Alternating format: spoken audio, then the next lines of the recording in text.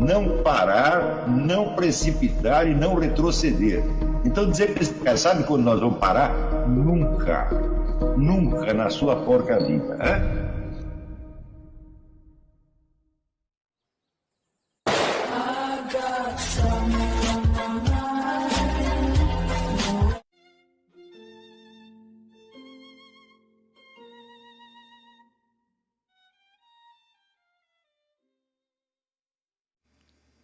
E aí pessoal, tranquilo? Então vem aqui antes do vídeo começar, pedir para vocês se inscreverem, quem não for inscrito, compartilhar, curtir, comentar. Quem puder seja membro do canal, que isso ajuda bastante. Tem também o link do Apoia-se. Quem puder ajudar nosso canal e apoiar financeiramente vai ser muito bem-vindo. Mas o mais importante é transmitir o conteúdo e os conhecimentos do professor Olavo de Carvalho para mais e mais brasileiros. Então compartilhe e ajude aí nossa causa. Muito obrigado a todos os membros, apoiadores do canal. Fico muito feliz. Tenho certeza que a gente está no caminho certo. Então fiquem com o vídeo e até mais. Valeu! Este fundo que ele chamou de anti-intelectual, mas que na verdade é mais do que isso, é um problema muito mais sério do que eu mesmo tenho enfatizado aqui. E, conforme até já falei numa aula, isso não é uma coisa que existe apenas na sociedade em torno, mas existe dentro de cada um de nós.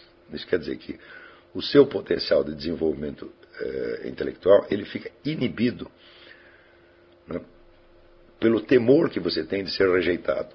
E isto já não é um problema que está fora, que está na sociedade, ele já está internalizado dentro de você. E isto enfraquece barbaramente. Né? Você imagina o que teria sido a vida de tantos escritores, poetas, filósofos, etc., se todos eles tivessem passado por isso nos seus respectivos meios. Né?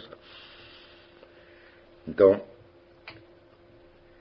isso quer dizer que uma boa parcela da energia que eles poderiam ter consagrado à atividade criativa, ou então aos estudos, ao desenvolvimento pessoal, teria que ser gasta apenas nessa atividade, vamos dizer, de autodefesa interna e externa contra a hostilidade. Quer dizer, contra a hostilidade do meio, a qual, sendo internalizada, é vivida dentro de você como inibição. Quer dizer, como você espera que haja uma reação negativa, como você espera que as pessoas vão te rejeitar, você imediatamente já cria um complexo de rejeição. Então, como é que você vai fazer então para ser aceito, para passar por uma pessoa normal na frente de um círculo de gente que não pode te compreender de maneira alguma? Olha, eu digo isso não só pela minha experiência pessoal, mas por ter estudado o assunto. Quer dizer, cheguei a fazer um estudo sistemático de como este tema, que é constante na sociedade brasileira, aparecia na literatura brasileira. Tá certo? E você vai ver que isto reaparece ali, por exemplo, em Machado de Assis, em Lima Barreto, no livro do Orígenes Lessa, que eu já mencionei aqui, O Feijão e o Sonho, no Graciliano Ramos, no livro Caetés, e depois no livro Angústia. O personagem do Angústia, o Luiz da Silva, não é outra coisa senão um intelectual enlouquecido por este complexo de rejeição do meio. O Luiz da Silva é uma alma complexa, ao mesmo tempo é um sujeito de algum talento, ele tem uma certa profundidade intelectual que não é comum no seu meio, e ele se sente então rejeitado, oprimido e renegado, rejeitado pelo meio pequeno burguês e burguês, tá certo? E aquele problema dele vai se transformando gradativamente. Aquilo se projeta num problema de ciumeira que tem entre ele e um outro camarada, que é um sujeito, um burguês bem-sucedido na vida, e estão ambos disputando a mesma mulher, e aquele problema vai crescendo dentro da alma do Luiz da Silva até que ele mata o seu concorrente, não por ciúme. Né? Esse é o interessante. Se você ler Angústia, num primeiro momento, parece ser um crime passional criado por ciúme. Mas se você examinar direito, você vê que não é esse o problema. Qual é exatamente o problema que está em jogo? Tá certo? Bom, para isto, para investigar isso, e atenção novamente, este não é um problema da sociedade brasileira, é um problema da alma brasileira, está em cada um de nós. Se não estivesse em cada um de nós, não poderia se tornar tema de um romance psicológico como é Angústia. Tá certo?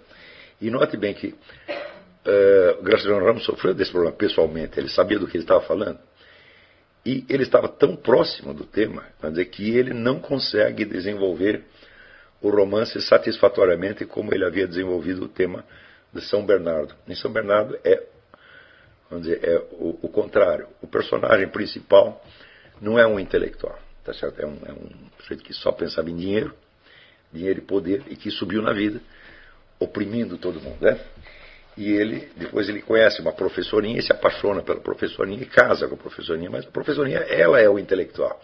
Ela é a pessoa que tem sensibilidade, enxerga as coisas, tem uma visão mais séria da vida, etc, etc. E aquele fazendeiro que não se pode dizer que ele não a ama, ele ama, mas não pode compreender. Então, ele atormenta tanto, ele limita tanto que ela acaba se suicidando. Então, quer dizer, o tema, embora pareçam tão diferentes esses dois romances de Graciliano, o tema é o mesmo, no fundo. Quer dizer, apenas visto de um lado e visto do outro. Quer dizer, o personagem central do livro São Bernardo, que é o fazendeiro, é ele que escreve a história. Ele está escrevendo a sua própria autobiografia, né? E uma coisa que deixou de ser observada pelos críticos mais rasteiros, como por exemplo Antônio Cândido, que eu considero um péssimo crítico, eu acho que Antônio Cândido não sabe ler. Ele não percebe a verdadeira profundidade do personagem, porque o personagem que é um sujeito inteiramente materialista, grosseiro, egoísta, é ele que está escrevendo as memórias, e aquele personagem escreve tão bem quanto o Graciliano Ramos, escreve, por assim dizer, no estilo do Graciliano Ramos. Não se pode dizer, seria uma estupidez dizer que o Graciliano, nesse livro, imitou o estilo, a fala de um fazendeiro. Não, ele usa um outro elemento da fala popular, que seria do fazendeiro, mas montando as frases, montando a própria narrativa, como o próprio Graciliano montaria. O que mostra que, no livro, quando o sujeito escreve o livro, a mulher dele já se matou. Então a tragédia está consumada. A coisa não está acontecendo na hora que está sendo narrada. Ele, muitos anos depois, né, cheio de arrependimento, né, está narrando. E no arrependimento, ele alcança uma compreensão daquelas coisas que a mulher dele compreendia e que ele não compreendia na época. Quer dizer, ele, depois da morte dela, ele passa por uma espécie de uma metanoia. O suicídio da mulher tem um impacto nele e ele percebe, vamos dizer, o erro da sua vida, né? Então, ele absorve de alguma maneira as preocupações que eram dela. Né? O que você tem nos dois casos? Você tem a relação do meio burguês e pequeno burguês brasileiro com o intelectual. No caso, os dois romances são escritos na primeira pessoa. Só que São Bernardo é escrito pela pessoa do burguês e a Angústia pela pessoa do intelectual. Então, em posições inversas. Mas se você analisa, quanto mais eu analiso isso, mais eu vejo que é a mesma história, contada de duas maneiras. Uma que culmina em suicídio, a outra que culmina em homicídio. Né? Então, você vê que, pelo fato de terminar em morte, você vê que esse assunto não é brincadeira. Claro que houve também, vamos dizer, vários tratamentos menos dramáticos do assunto. Não é isso? No próprio Lima Barreto, também em Lima Barreto, o tema dos principais livros do Lima Barreto, que são Recordações do Escrivão Isaías Caminha, Triste Fim de Policarpo Quaresma e Vida e Morte de M.J. Gonzaga de Sá, o tema também é o mesmo, visto desde três perspectivas diferentes. Né? Primeiro é a história de um menino que vem do interior, com a ideia de fazer uma carreira literária no Rio de Janeiro, e tornar-se um escritor, e ele segue o caminho natural, o único que existia para uma pessoa nas condições dele na época, seria o jornalismo. E no jornalismo ele encontra, vamos dizer, um ambiente tão mesquinho, tão acachapante, tão desprovido do mais remoto sinal de de qualquer coisa espiritual, que ele acaba fracassando na carreira. Quer dizer, pelo menos não termina em homicídio nem em suicídio, mas termina no fracasso. Né? Depois, no segundo romance, o herói é um intelectual, é um homem de estudos. O romance começa com o Policarpo Quaresma, que é um funcionário público, voltando para casa no fim do dia, e as velhinhas, né, da vizinhança, olhando pela janela, vendo um monte de livro que tem dentro da sala dele. Elas perguntaram, mas por que ele tem tanto livro se ele não é nem bacharel? E o Policarpo Quaresma é um sujeito que estudou muito e que a área de interesse dele é tudo quando se refere ao Brasil. Ele tem amor ao Brasil, tudo gosta de tudo, da geografia, da história do Brasil, etc, etc. E ele, na condição, vamos dizer, de total isolamento que ele vive em relação à sociedade que o cerca, isolamento que não é isolamento físico, mas apenas um isolamento mental, ele acaba ficando louco. Tá certo? Então, o Policarpo já é louco desde o primeiro instante. E a loucura dele chama-se patriotismo. Né? Ele é tão patriota que ele faz uma campanha para mudar a língua nacional do português para o tupi-guarani. Tá certo? Ele quer mudar os símbolos nacionais para ficar mais nacionais e assim por diante. Ele quer reformar o Brasil à luz do seu nacionalismo. Né? E no fim, a coisa acaba com a condenação à morte do Policarpo Quaresma. Quer dizer, ele primeiro se torna um herói nacional e depois se torna um renegado. O livro é toda uma farsa, uma coisa tragicômica, na verdade. Né? E o terceiro livro do terceiro romance maior do Leão Barreto, que é A Vida e Morte de M.J. Gonzaga de Sá, é uma série de conversas. O livro praticamente não tem enredo, é uma coisa construída mais, tem uma estrutura mais poética do que novelística. É a série de conversas que um jovem jornalista tem com um velho estudioso que vive isolado e que, à medida que ele vai conhecendo o velho, ele vê que o velho não sabe, o velho está sabendo um monte de coisa, que é uma criatura excepcional, mas é totalmente desconhecido, totalmente isolado da sociedade. E que o velho encontrou, de certa maneira, encontrou um modus vivendi, né? Ele vive escondido, como se fosse um criminoso. Né? Ele se isolou da sociedade e ele vive lá no meio dos livros dele. Né? Não tem mais nenhuma ambição na vida, não se casou e vive na total solidão, olhando de longe a loucura brasileira e não se deixando contaminar por ela. O tema aqui também é o mesmo. Quer dizer, é o intelectual brasileiro, intelectual, artista, escritor, em face da sociedade brasileira. Então, a recorrência desse tema na literatura nacional mostra que, bom, aí existe um problema. Se os escritores perceberam isso tão claramente, porque ou eles estão vendo coisas, ou tem algum sinal de realidade aí. Eu vou ler para vocês o que eu escrevi para o Diário do Comércio e depois eu vou acrescentar algumas coisas que infelizmente não vai dar para transmitir para os leitores, mas pelo menos vocês pegaram. Vocês devem ter lido o artigo que eu escrevi a semana passada, que chamava Caindo Sem Parar, que mostrava o estado de debacle total da educação superior no Brasil. Né? É um fenômeno que, embora aqui, quando você lê os jornais americanos, você vê eles falando da mesma coisa. Diz, debacle da educação universitária americana, etc. Usa as mesmas palavras, tá certo? Não. Mas isso é a mesma coisa assim que você quebrar um dedo, ou você ser atropelado por um trem e você dizer nos dois casos que você se machucou. Você está usando a mesma palavra, mas você não está dando a proporção real. Do mesmo modo como os americanos aqui eles estão frequentemente preocupados com o problema da criminalidade, porque estão matando 10 mil pessoas por ano num país de 300 milhões de habitantes. Né? E no Brasil estamos matando 50 milhões de pessoas por ano num país que tem metade dos habitantes dos Estados Unidos. Então há uma diferença de proporção que as palavras usadas às vezes não transmitem corretamente. Né? Então, vamos dizer, o fenômeno às vezes é o mesmo, mas a diferença quantitativa pode ser tão brutal, né? Que, como dizia Mao Tse Tung, dá um salto qualitativo. Né? Quer dizer, a quantidade, depois que ela passa, a diferença quantitativa. Quando passa num certo limite, já é outra coisa. Tá certo? É assim como você bater numa pessoa. Bom, você até 2, 3, 4, 5 tapas é agressão. Mas se você continua batendo, vira tentativa de homicídio.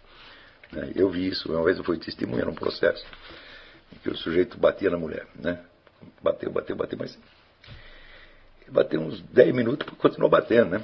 E ele estava armado, então a gente não podia fazer nada. Então eu e os outros ali ficou olhando que nem. Ele tentava chegar perto, ele encostava o revólver na nossa cara, a gente voltava para trás, continuava a ver aquele massacre. Depois houve um processo, naturalmente, nós todos fomos convocados como testemunha. E o juiz, embora houve uma queixa de agressão, o juiz mudou para tentativa de homicídio. Quer dizer que bateu tanto que deu um salto qualitativo. Opa, isso aí já não é mais agressão, isso já é algo a mais. Então, do mesmo modo, aqui nos Estados Unidos você pode falar de uma crise da educação. Mas no Brasil a coisa passou deste limite. Já não é uma crise de educação, é um processo de barbarização total, onde os próprios critérios de medida que você teria para descrever a situação, eles mesmos já estão estragados e corrompidos. Né? E o nível de exigência baixou de tal maneira que você ainda chama isso de crise de educação, quando não é mais. É uma coisa muitíssimo mais grave, que vocês vão ver já aqui que eu estou me referindo. Então, eu estou aqui, de certo modo, complementando este outro artigo que escrevi sobre a educação brasileira, com o título, então, aqui, Onde Começou a Queda. Até hoje, nos Estados Unidos, discute-se acaloradamente se Thomas Jefferson teve ou não um filho com a sua escrava Sally Hemings. A suspeita, se comprovada, lançaria, segundo entende a sensibilidade politicamente correta, uma nódoa infamante sobre a reputação daquele Founding Father, o qual, para maior constrangimento geral, não foi nenhum exemplo de conservador religioso que o establishment intelectual e midiático atual tivesse especial prazer em surrar, mas um deísta voltairiano, iluminista de 4 costados, laicista radical, contestador da fé cristã, o santo patrono ideal, enfim, de todo o progressismo do Partido Democrata. Você vê que o vexame não é pequeno, né? Quer dizer, se fosse um sujeito conservador, tal, que teve filho com a empregada, então todo mundo ficaria até satisfeito de dizer isso, né? Mas como foi, vamos dizer, o mais esquerdista dos Founding Fathers, é um negócio altamente constrangedor, isso aí, né? Se vê que até hoje não se sabe se o filho era dele ou se era do irmão dele, né? Barack Obama, deixando a família amíngua, enquanto subia a jato na vida, montado num discurso assistencialista, não faz figura pior num país onde cada político, se não quer ser exposto ao ridículo, tem de encarnar uma nova mulher de César, que aqui funciona ao contrário do Brasil, né? No Brasil, ninguém se pergunta sequer quantas negras ou índias passaram pelas camas dos nossos condes, barões e senhores de terra em geral, admitindo-se, aliás, que dos desmandos lúbricos desses cavalheiros se originou não uma horda de renegados sepultadas sob o tapete da história, mas pura e simplesmente o núcleo inicial da população brasileira. Nós todos, de uma maneira ou de outra, somos descendentes dessas criaturas, né? É fato sabido que nas nossas velhas classes dominantes, anteriores à imigração maciça de italianos, alemães, japoneses e polacos, dificilmente se encontrava um branco sem alguma gota de sangue africano ou índio. Ainda hoje, um presidente ou senador brasileiro ter uma ou muitas amantes em nada depõe contra a sua reputação, mas até que contribui para o maior glamour da sua biografia. Eu me lembro até de uns anos atrás, saiu na revista, descobriram a amante do Juscelino Kubitschek. E aquilo foi noticiado no país inteiro, não como um escândalo, não como uma revelação que fosse afetar a figura do Juscelino, o que quer que fosse, mas com um encantamento, uma coisa poética. Olha que coisa linda, o presidente tem uma amante. Então, né? É uma história romântica. Né? Então, fala-se mais mal de Dom João VI por seus excessos à mesa do que de seu filho Pedro I por suas aventuras amorosas. Embora o primeiro fosse o verdadeiro criador do Estado brasileiro e o segundo o inventor da nossa primeira ditadura. O Pedro I foi um ditador, de fato, ele fechou o Congresso, expulsou José Bonifácio, que era o verdadeiro fundador do país. Né? Então, eu passo que o Dom João VI é tremendamente maltratado pela nossa história. Nós só conhecemos, praticamente, se você perguntar do Dom João VI nas ruas, o pessoal só vai saber que ele né? Comia um monte de franguinhos e se lambuzava todo na mesa, né? Que era um tipo meio caricato. Mas o homem foi o sujeito que fundou, ele criou o Estado brasileiro. Né?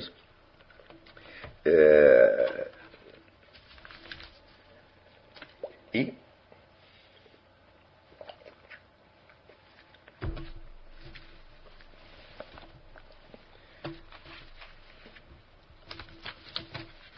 nas preferências populares, a reputação deste último, Pedro I, supera até mesmo a de seu filho Pedro II, exemplo de tolerância e de administração honrada, talvez o melhor governante brasileiro de todos os tempos, mas homem arredio e distante, encerrado em sua biblioteca, devotado a estudos de ciência nos quais o povão enxergava não um mérito, mas uma esquisitice.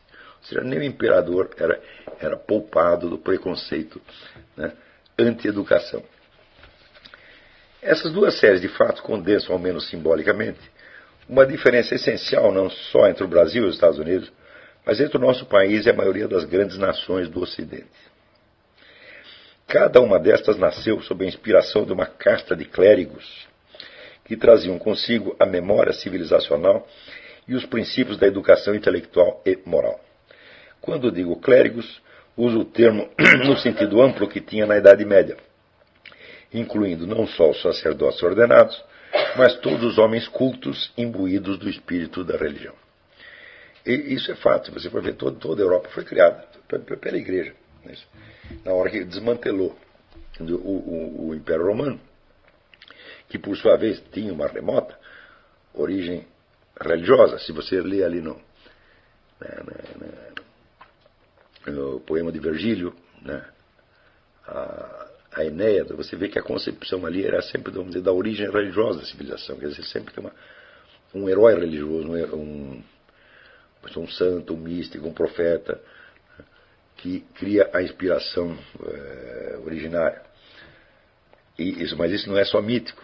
Mais tarde, quando é desmantelado o Império Romano, e é desmantelado da seguinte maneira: os governantes, os componentes da classe política se retiram da capital para as suas respectivas fazendas e começam, vamos dizer, núcleozinhos independentes. Esse é o origem que se chama feudo, não é nada mais do que isso.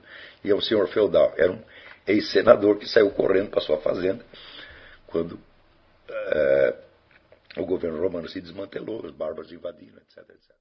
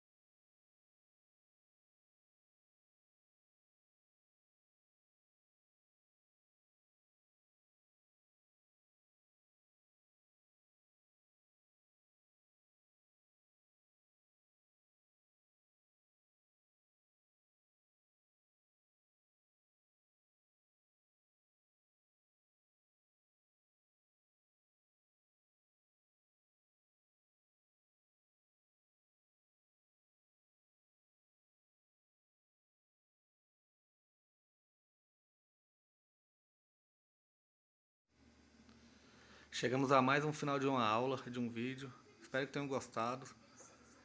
Quem não se inscreveu ainda, se inscreva, compartilhe, comente. Ajude o nosso canal, apoie, seja membro. E ajude o nosso canal a chegar a cada dia a mais brasileiros que precisam muito do conhecimento do professor Olavo de Carvalho. Então é isso aí, fique com Deus, até o próximo. Valeu! Então é isso aí, pessoal. Que é o nosso canal. Que são alguns livros que eu já li. A maioria foi doação, mas alguns eu adquiri, professor Olavo de Carvalho.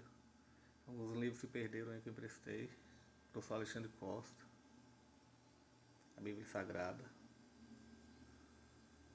10 lições sobre Karl Marx. Indico a não ler esse livro, que é muito ruim mesmo. Alguns pensadores aqui que realmente, como o professor Olavo de Carvalho disse, não são pensadores. Valeu, tamo junto aí. Apoie nosso canal, seja membro.